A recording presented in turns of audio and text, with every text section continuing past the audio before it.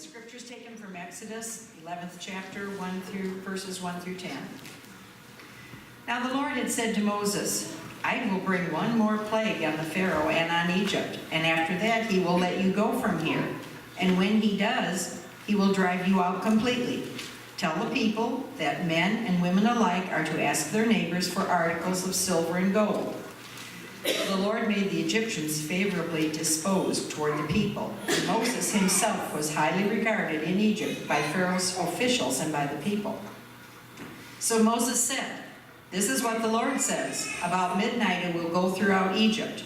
First, every firstborn son in Egypt will die, from the firstborn son of Pharaoh, who sits on the throne, to the firstborn son of the female slave, who is at her handmill,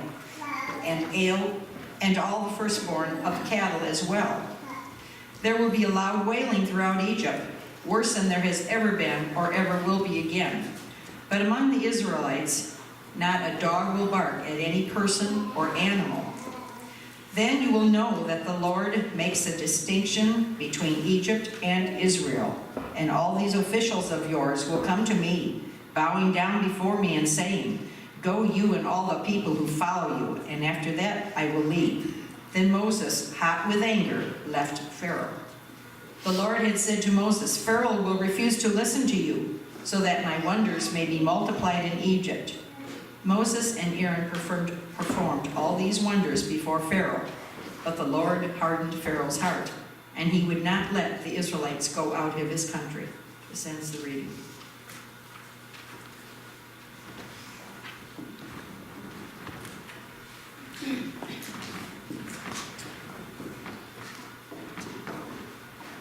Death is uncomfortable.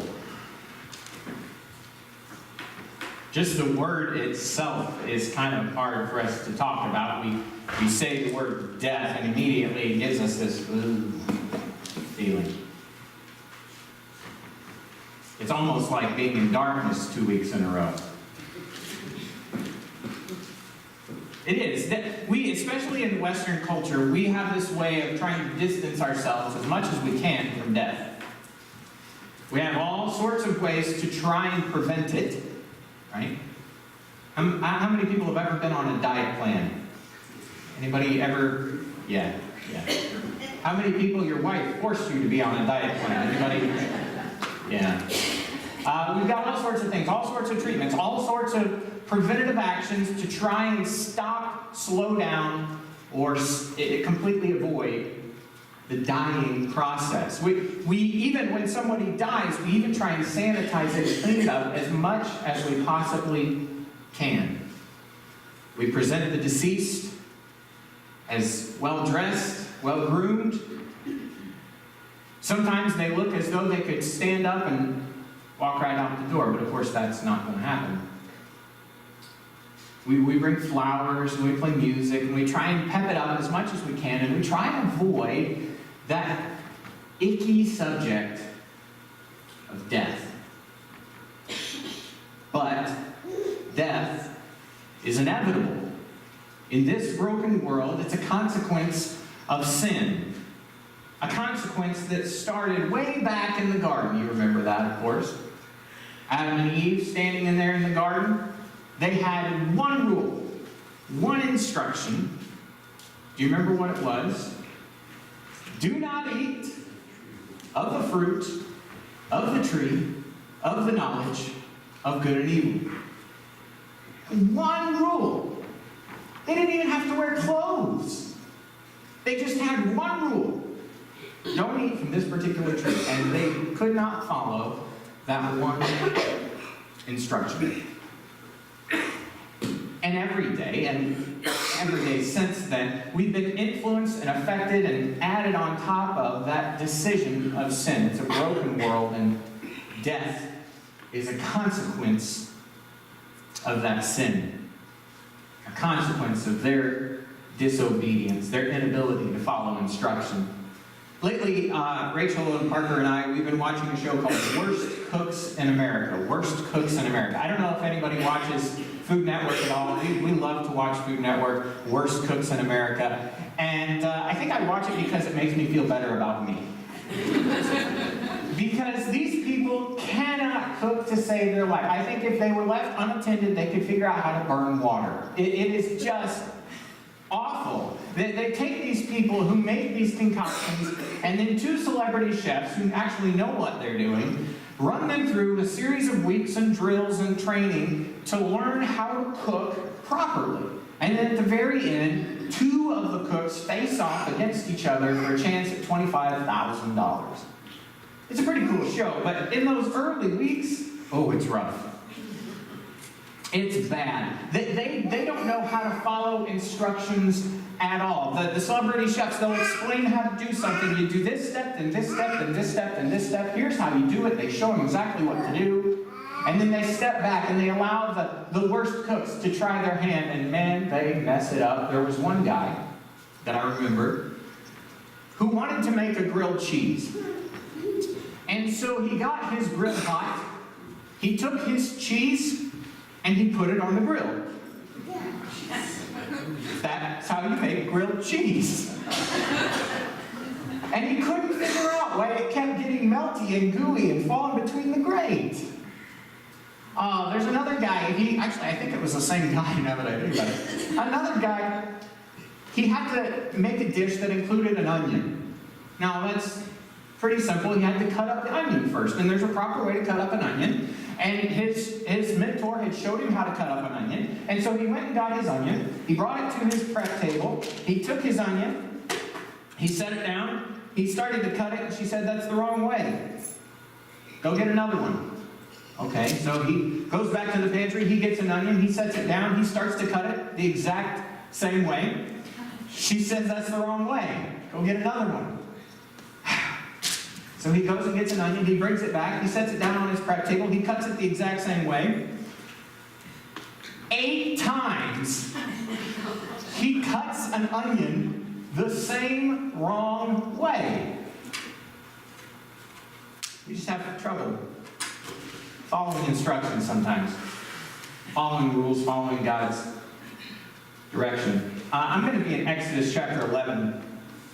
And this is plague number 10, plague on the firstborn. And it's a dark one. I'm not going to shy away from that. It's hard for us to read when it's out of context.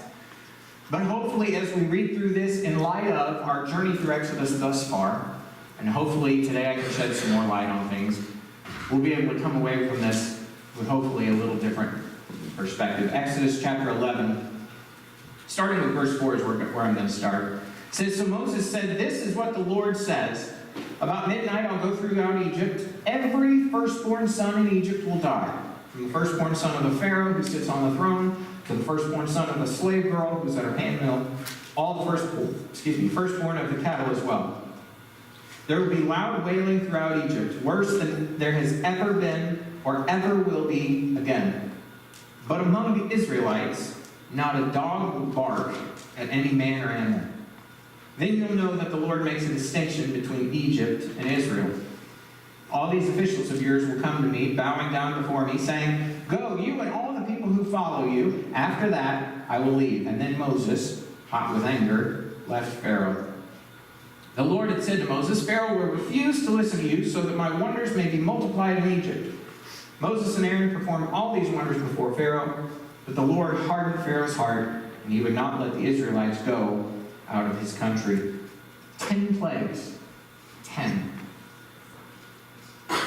We started with that plague on the Nile, right? "Let my people go so that they may worship me." And Pharaoh said no. So the Nile turned to blood, 4,200 miles long, 2 miles wide, blood. And then there came the plague of frogs. You remember that? Frogs all over the place. "Let my people go." And Pharaoh said no. Then there was the plague of gnats. Gnats all over the place. "Let my people go." And Pharaoh said no. Then there was the plague of flies. "Let my people go." And Pharaoh said no. The plague of livestock. "Let my people go." And Pharaoh said no. The plague of boils. "Let my people go." The Pharaoh said no. The plague of hail. "Let my people go." The Pharaoh said no. "Let my people go." Then there's the plague of darkness. This is plague number 10. You know, in our culture, it's 1, 2, 3 strikes, you're out. And that's if we're generous. If we're generous, we'll give people 3 strikes, right? But sometimes it doesn't even come to 3. Sometimes we only give them 2 strikes, right? If you mess up the first time, well, that's shame on you. And if you mess up again the second time, that's shame on me. No, sometimes we only give them 2 strikes. And let's just be honest, sometimes it's really just 1 strike. Because if you blow that first impression, I'm not going to trust you again. So sometimes in our world now, we give people 1 strike.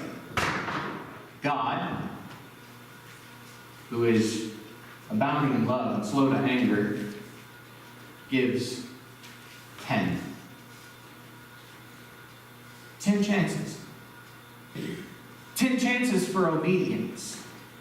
10 chances for Pharaoh to admit he is wrong. And you noticed it throughout the plagues. There were Egyptians and officials and even the Pharaoh's trusted advisors and magicians who eventually went, yeah, I don't think this guy's on the right side of this whole thing. I'm going to maybe follow what Moses says. 10 tries. 10 strikes for the Egyptians. And so when we get to the 10th strike, when we get to the 10th plague, the death of the firstborn son and the firstborn of all the cattle, those that are still alive, of course, it's intense. But there are consequences for disobedience. Our God, who is abounding in love and slow to anger, eventually does follow through on the consequences. Paul talks about the consequences. Remember that in Romans. He says the wages of sin is death. And so he follows through, God does, on the consequences of what was going to happen. Moses delivers this little diatribe. He delivers this message of God actually right after the plague of darkness. When he writes Exodus, when he recounts Exodus later, he moves it to a chapter later for some reason, but it's included in that earlier conversation he had with Pharaoh. You remember the one. Right after the plague of darkness, where Pharaoh said, yeah, I'll tell you what, I don't want to see you again. You need to get out of my face, and the next time you see me, you're going to die. You remember that one? There are consequences. There are consequences for disobedience, for not following instruction. We know this. Picture this. Picture this. Imagine that you are preparing to skydive. I know for some of you that's a stretch, so just go with me. Or let's say you're in the military or whatever. Okay. You're preparing to skydive and you have to pack your own parachute. Or you're standing there watching your parachute get packed. And there's a checklist, a whole list of things that are steps to be followed, things that you're supposed to do in order to pack a parachute. And so you've got to fold it a certain way, you've got to tuck it a certain way, so that when you pull that string, it opens as easily as possible. Now can you imagine? Your skydiving instructor who's packing the parachute in front of you, he says, you don't really need to follow those instructions. It takes way too much time. It's too hard. It's too complicated. Too much detail. All you got to do is just shove it in there. And then it's got a little magnetic thing. You just hold it like that. And it works perfectly fine. How many people are getting in that plane? Yeah. Some of us might get on, but we sure ain't getting off. Not with that parachute. No, when it comes to packing a parachute, you want to make sure, doubly sure, that that is packed to specifications, that it is folded and tucked and prepared as it's supposed to be. You want to make sure that you follow the instructions as closely as you can, or else there will be consequences.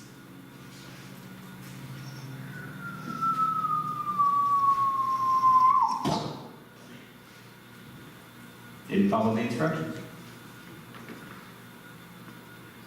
We know that with recipes, if you don't follow the instructions, it oftentimes turns out badly. And we know it with packing a parachute. If we don't follow the instructions, it turns out badly. And yet when it comes to following God, we're surprised when there are consequences for our disobedience. And God is the most faithful being in the planet. If anybody keeps his promises, if anybody follows through on what they've said, it's God. Now, in this text, there's a lot going on. There's a lot going on. There's God versus the gods. This whole thing has been a cosmic battle, so to speak, against the false idols, the false gods of Egypt.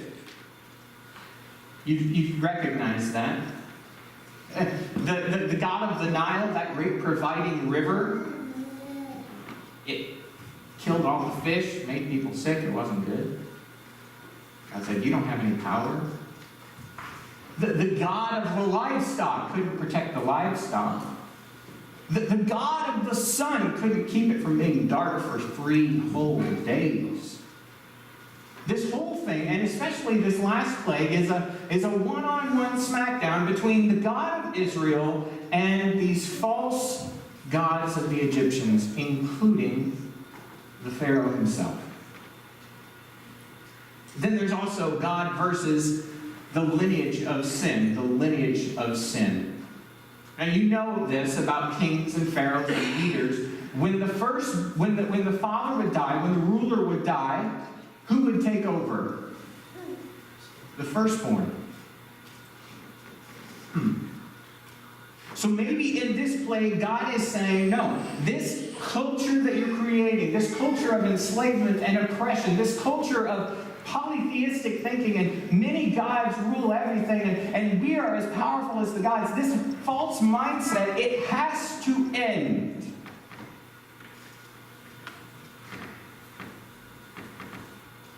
And then, of course, there's reaping and sowing. You know that verse, you reap what you sow. Our farmers are very familiar with that.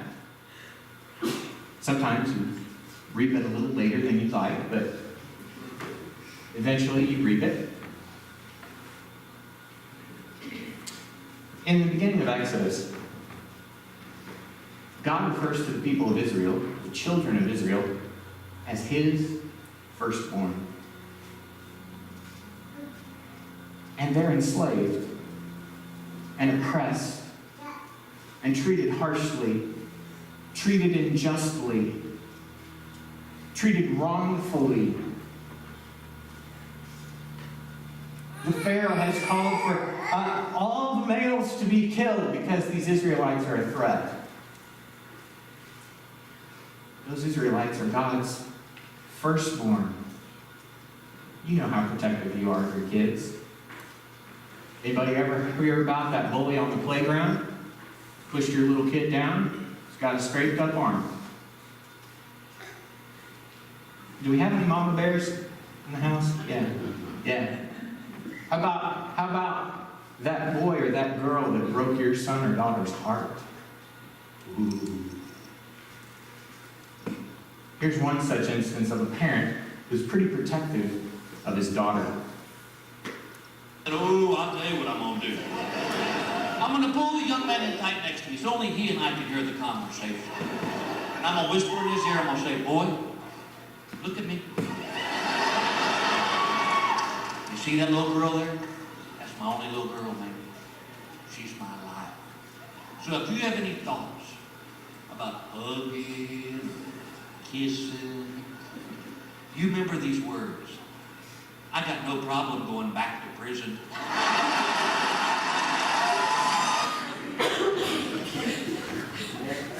We're kind of protective of our kids, aren't we? So you can imagine, if God's firstborn has been mistreated, that there will be a reaping of that action. This is the consequence of your decision. It's difficult. Let's go to Exodus chapter 12. Keep going here. Exodus chapter 12. Starting with verse 1. The Lord said to Moses and Aaron in Egypt, "This month is to be for you the first month of your year. Tell the whole community of Israel that on the 10th day of this month, each man is to take a lamb for his family, one for each household. If any household is too small for a whole lamb, they must share one with their nearest neighbor, having taken into account the number of people there. You're to determine the amount of lamb needed in accordance with what each person will eat. This animal you choose must be year-old males without defect, and you may take them from either the sheep or the goats. Take care of them until the 14th day of the month. Then when all the people of the community of Israel must slaughter them at twilight. Then they're to take some of the blood and put it on the sides, on the tops of the door frames of the houses where they eat the lambs. That same night they're to eat the meat roasted over the fire, along with bitter herbs and bread made without yeast. Do not eat the meat raw or cooked in water, but roast it over the fire, head, legs, and inner parts. Don't leave any of it till morning. If some is left till morning, you must burn it. This is how you're to eat it, with your cloak tucked into your belt, your sandals on your feet, your staff in your hand. Eat it in haste. This is the Lord's Passover." Now, here we have the other side of the coin. And you recognize that there are two sides to all suffering. That there are two sides to every story. For the Egyptians, their decision to disobey led to a night of grief, a night of wailing, a night of pain and sorrow. For the Israelites, those people of God whom God had chosen by His grace, they hadn't done anything to earn His favor. He had chosen them by grace. They had a choice as well. They had instructions to follow as well. They had to prepare a meal in a particular way. For the Egyptians, it was a terrible night. For the Israelites, not even a barking dog. Not even a train went by at the middle of the night. The fire whistle didn't even go off while the baby was sleeping. These are just some things that I hear can be disruptive. I don't know. But it was peaceful that night. It was silent. And Moses and Aaron, they received instruction from the Lord to pass on to the people. Here's what you need to do. First off, we're going to change your calendar. This is a new day. This is a new month. This is the beginning of a new year. How you measure advancement through life starts today. That's a big deal. Those years and years of slavery, all that past that's behind you, all that old way of thinking and doing things, no, it's all going to change starting today. This is a new year for you. And we're going to have a special meal to commemorate it. Here's what you need to do. You need to take a year-old lamb, either from the sheep or the goats, one that's without defect, one that's without fault. Select him on the 10th day, and then keep him pinned up for a few days just to make sure he's okay. Because some sheep, when you pick them out, they look healthy, but then they start licking the posts, and they start doing things that sheep really shouldn't do. And so then you say, well, wait a minute, there's something wrong with this sheep. I need a different sheep. So we're going to pick out a lamb, a year-old lamb, without defect. They're going to be chosen specifically for this meal. And then on the 14th day, we're going to slaughter them all at the same time. All on the same day. You're going to take that lamb, you're going to take its blood, you're going to spread it over the doorposts of your home and on the sides. And when I send my destroyer by, God said, when I send the angel of destruction past, when I come through town and I am ready to deal out the death that is the consequence of sin, I will see the blood of the lamb spread above you, and you will be saved. Do you think they hesitated? Do you think they waited around? Like when they got that instruction, All right, we need to select the lamb on the 10th day, then on the 14th day we're going to kill it. Do you think on that 14th day, we're like, just really not feeling like killing that lamb today? No. I bet as soon as day broke, as soon as they could see what they were doing, as soon as they woke up, that was the first thing on their mind. Let's get that lamb prepared. Let's get it cooked over a fire. Let's spread its blood on the doorposts and the sides. Let's make sure it's big and bold and bright so that we aren't missed. See, without the lamb, they would not be saved. The lamb had to die so that they could live. The wages of sin is death. But the gift of God is life. Eternal. Little did they know that their decision to follow through on what God had asked them to do would be a foreshadowing of what Christ himself would do on the cross, the Lamb of God. You knew it was coming. It's too obvious and too easy not to mention. That's the point of it all. That it was his blood spread on this cross for us, so that when the destroyer, when God's judgment, this God who is loving, abounding in love, so much love, over the top love, who gives us chance after chance after chance after chance after chance after chance after chance after chance, this God, when he does finally pull the plug, looks at the bloodshed and goes, "You're safe. The price is paid."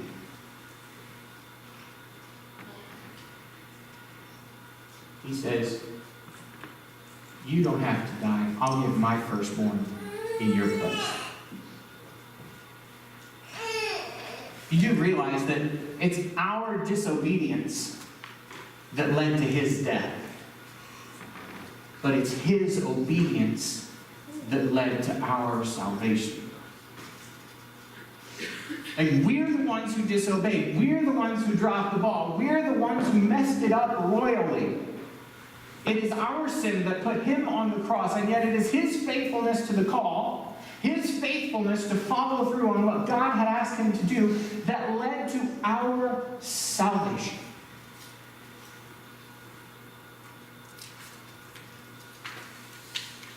One commentator put it this way. He said, "Unless you're protected by the blood of Christ, when death comes, you'll be unprepared. And you don't know when death is coming. Unless you're protected by the blood of Christ, when death comes, you'll be unprepared. And you don't know when death is coming."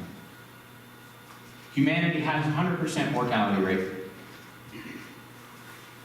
We ain't making it out alive. That's a guarantee. So we have one of two options. We can either be unprepared. I'm not going to follow his instructions. I'm not going to pay attention. He wants me to follow his instructions, follow his word. I'm not going to do that. I'll do that when I'm older. I'll do it when I'm retired. I'll do it when the kids are out of the house. I'll do it when I'm married. I'll do it later. But the problem is, later might not come. And if you wait, you will find yourself woefully unprepared. Or you can follow his instruction. Follow his word with a capital W. That was Jesus' instruction, right? Follow me. Follow me. Follow me. Follow me. That's it. That's it. Do that. And when death comes, you'll be prepared. When death comes and everything is laid out. Look, I gave you chance after chance after chance after chance, time after time after time after time. You disobeyed, you rejected, you hated, you hurt, you did all of these things. And yet, I see there's some blood that was shed for you. You're saved. Washed white. So are you covered by the blood of the Lamb? I'm going to ask you to spend some time with God here in a moment. There's a song that's going to play. Meditate on the words of that song. And then I'll close with some prayer. So Father, this evening, this day, it's a dark piece of history for us to read through, and yet for so many it was a moment of light, a moment of salvation, a moment where the story changed. God, we know there will come a day, sooner than we think, when for many it will be a day of darkness, a day when their disobedience is called out and the consequences are paid out. But for those who are covered by the blood of the Lamb, it will be a day of rejoicing and a day of light, a day of hope and a new tomorrow. God, I pray that if there's somebody here that hasn't embraced Jesus, the Lamb of God, as the only way to salvation, they would take a moment, surrender their lives, and confess their need for a Savior. That they would commit to following Him, no matter what that means, day in, day out.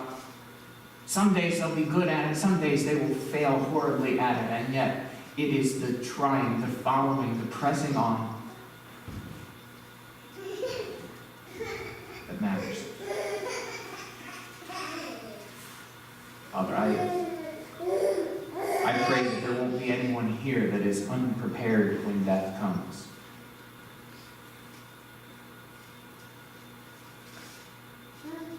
Father, I thank you for Jesus, for this opportunity and salvation, this graceful opportunity that we don't deserve, that we've done nothing to earn, and yet you offer it freely, your firstborn, for our sins. Father, help us to say yes. And it's in Jesus' name that we pray. Amen.